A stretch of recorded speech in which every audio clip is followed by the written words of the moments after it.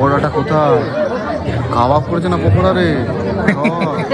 ফ্রিতে বিয়ে বাড়ি খেতে খেতে পেটে চড়া পড়ে গেছিল, তাই দিস টাইম ভাবলাম যে যাই গিফট নিয়েই বিয়ে বাড়িতে যাই। টাটার্স কাউন্টারে হামলা করবার আগেই এই ভিড়টা দেখেই বুঝে গেলাম SIR বেঙ্গলে কেন চালু হলো।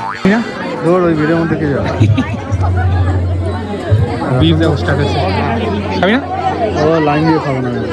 কফি পকোড়া জুটলো না, বাট অনেক ফাইটিং করে দুখানা শুকনো ফুচকা জোগাড় করেছি আমার মেয়ের জন্য। গ্রাম সাইডেই, তাই সন্ধ্যেবেলায় ভীষণ ঠান্ডা ছিল। সবাই মিলে সিদ্ধান্ত নিলাম তাড়াতাড়ি খেতে বসার জন্য।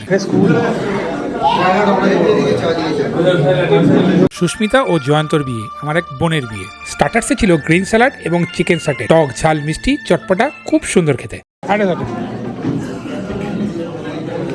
আমার একটা পছন্দের আইটেম, সো আরেকটা তো নিতেই হবে। নেক্সট মটরশুঁটি কচুরি আর সাথে চানা পনির। চানার মধ্যে পনির অনেক ছিল, খুব গরম গরম, টেস্টি খেতে, বাট আমি একটাই নিয়েছিলাম।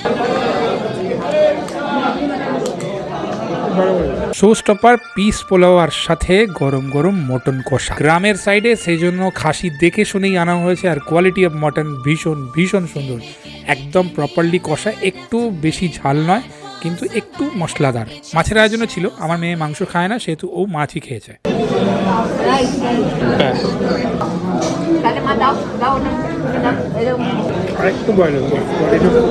শীতকালে রাতও বাড়ছে আর সাথে সাথে ভিড়ও বাড়ছে খাবার জায়গা, সুতরাং তাড়াতাড়ি ওনারা চাটনি পাঁপড় সার্ভ করে দিলেন।